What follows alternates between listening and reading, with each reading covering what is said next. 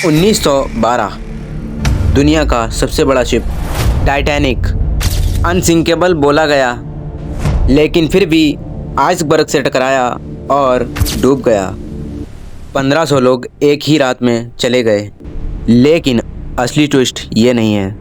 असली ट्विस्ट ये है, कुछ पावरफुल लोग लास्ट मोमेंट पर इस शिप पर चढ़ने ही नहीं आए, और जो लोग सिस्टम के अगेंस्ट थे वो लोग इसी शिप में ख़त्म हो गए। और क्या ये सब कोइंसिडेंस था या किसी ने ये सब प्लान करके रखा था? ये सिर्फ एक एक्सीडेंट नहीं था, ये स्टोरी है आरएमएस टाइटैनिक की, और जिसमें सच कभी पूरा बाहर नहीं आया। 20वीं सदी का टाइम था, इंडस्ट्रियल रेवोल्यूशन अपने पीक पर थी और हर कंट्री अपनी पावर दिखाना चाहती थी। और फिर इस रेस में आई एक कंपनी, वाइट स्टार लाइन, और फिर इस कंपनी ने डिसाइड किया एक ऐसा शिप बनाएंगे जो दुनिया का सबसे बड़ा और सबसे लग्जरियस शिप होगा। और फिर स्टार्ट हुआ टाइटैनिक का कंस्ट्रक्शन। 3 साल लगे, हज़ारों वर्कर्स लगे, और रिज़ल्ट आया एक तैरने वाला palace, swimming pool, gym, luxury rooms और रॉयल लेवल डाइनिंग्स थी। लोग कहते थे ये शिप कभी नहीं डूब सकता। और फिर यहीं से स्टार्ट होता है ओवर कॉन्फिडेंस। 10 अप्रैल 1912, लोकेशन साउथहैम्पटन। टाइटैनिक अपनी पहली जर्नी पर निकलता है और जाने वाला था न्यूयॉर्क सिटी। 2200 से ज़्यादा लोग शिप पर थे, कुछ लोग लग्जरी के लिए तो कुछ लोग नए सपनों के लिए। सबको लग रहा था ये सफ़र उनकी लाइफ का बेस्ट एक्सपीरियंस होगा, पर किसी को ये नहीं पता था कि ये सफ़र उनकी लाइफ की लास्ट जर्नी बनने वाली है। और अब स्टोरी में एंट्री होती है एक पावरफुल इंसान की, जेपी मॉर्गन। ये बंदा सिर्फ रिच नहीं था, ये पावरफुल भी था। इतना पावरफुल कि कंपनीज, बैंक्स और डिसीजंस सबको इन्फ्लुएंस करता था। अब तुम गैस करो, ये बंदा टाइटैनिक में ट्रैवल करने वाला था, उसके लिए लग्जरी सूट रेडी था, पर लास्ट मोमेंट पर उसने ट्रिप कैंसिल कर दी। ऑफिशियल रीज़न हेल्थ इशू, पर विटनेसेस कहते हैं कि वो हेल्थी था। तो फिर क्यों नहीं गया? क्या उसे पता था कि कुछ होने वाला है? सिर्फ जेपी मॉर्गन ही नहीं, और भी कुछ पावरफुल लोग लास्ट मोमेंट पर टाइटैनिक में नहीं गए, पर जो गए थे उनमें से कुछ दुनिया के सबसे बड़े बिजनेसमैन थे।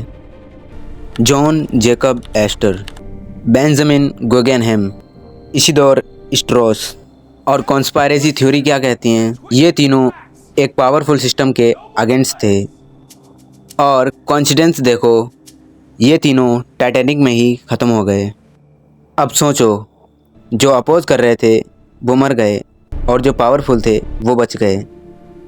क्या ये सब सिर्फ लक था? टाइटैनिक की जर्नी के 4 दिन बाद टाइटैनिक को आइसबर्ग वार्निंग्स मिलनी शुरू हो गई थी, और जो शिप्स पास में थे वो बार बार मैसेज भेज रहे थे, आगे डेंजर है, स्पीड कम करो। पर टाइटैनिक ने स्पीड कम नहीं की। आखिर क्यों? कुछ लोग कहते हैं कैप्टन पर प्रेशर था रिकॉर्ड बनाने का, और कुछ लोग कहते हैं ये सब ओवर कॉन्फिडेंस था, और कुछ लोग कहते हैं ये सब इंटरनेशनली इग्नोर किया गया था। 14 अप्रैल 1912, रात के 11:40, और लोकेशन थी अटलांटिक ओशियन। लुकआउट को आइसबर्ग दिखा, लेकिन तब तक बहुत देर हो चुकी थी। शिप आइसबर्ग से टकरा जाता है। इम्पैक्ट बाहर से ज़्यादा नहीं लग रहा था, लेकिन अंदर से 5 कंपार्टमेंट्स डैमेज हो चुके थे, और टाइटैनिक बस 4 कंपार्टमेंट्स तक सरवाइव कर सकता था।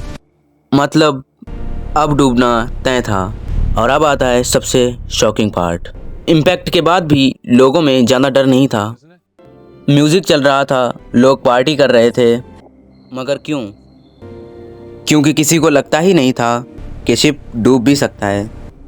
और जब तक लोगों को समझ आता तब तक बहुत देर हो चुकी थी। टाइटैनिक पर लाइफ बोट्स सिर्फ 1178 लोगों के लिए थीं, और जबकि लोग 2200 से ज़्यादा थे। इतना बड़ा शिप और इतनी कम लाइफ बोट्स क्यों? क्योंकि डिज़ाइनर को लगता था लाइफ बोट्स की ज़रूरत ही नहीं पड़ेगी। अब सोचो, एक छोटी सी गलती 1500 लोगों की जान ले गई। और सबसे कंट्रोवर्शियल पार्ट, एक शिप पास में था, एसएस कैलिफोर्नियन। सिर्फ कुछ माइल्स की दूरी थी। उसने टाइटैनिक के डिस्ट्रेस सिग्नल भी देखे और फ्लेयर्स भी देखी, मगर हेल्प करने के लिए नहीं आए। ऑफिशियल रीज़न उन्हें समझ नहीं आया। पर सच में इतना बड़ा शिप, इतने ऑब्वियस सिग्नल्स, पर सच में इग्नोर। और अब आती है सबसे डेंजरस थ्योरी। कुछ लोग कहते हैं जो शिप डूबा था वो टाइटैनिक था ही नहीं, बल्कि उसका सिस्टर शिप था, आरएमएस ओलंपिक। ओलंपिक पहले ही डैमेज हो चुका था और इंश्योरेंस मिलना मुश्किल था। लोग कहते हैं शिप को सीक्रेटली बदल दिया गया था और इंटरनेशनली क्रैश करवा दिया गया, और वजह थी इंश्योरेंस।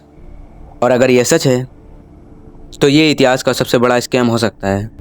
और कुछ चीज़ें सबको कंफ्यूज कर देती हैं। लुकआउट्स के पास बाइनोकुलर्स नहीं थे, चाबियां खो गई थीं, वार्निंग्स को इग्नोर किया गया था, और जो सिर्फ पास में थे उन्होंने मदद नहीं की, और जो पावरफुल लोग थे वो बच गए थे। एक दो गलतियां होती तो समझा जाता है, लेकिन इतनी सारी गलतियां एक साथ।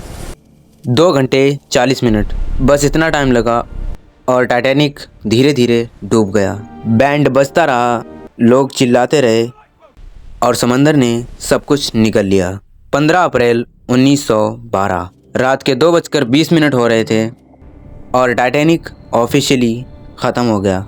आज भी आरएमएस टाइटैनिक समंदर के नीचे पड़ा है। ना आवाज़, ना कोई सच, बस एक साइलेंट रिमाइंडर। कभी कभी जो हमें दिखता है वो होता नहीं है। कभी कभी हिस्ट्री सिर्फ लिखी नहीं जाती, बल्कि कंट्रोल भी की जाती है।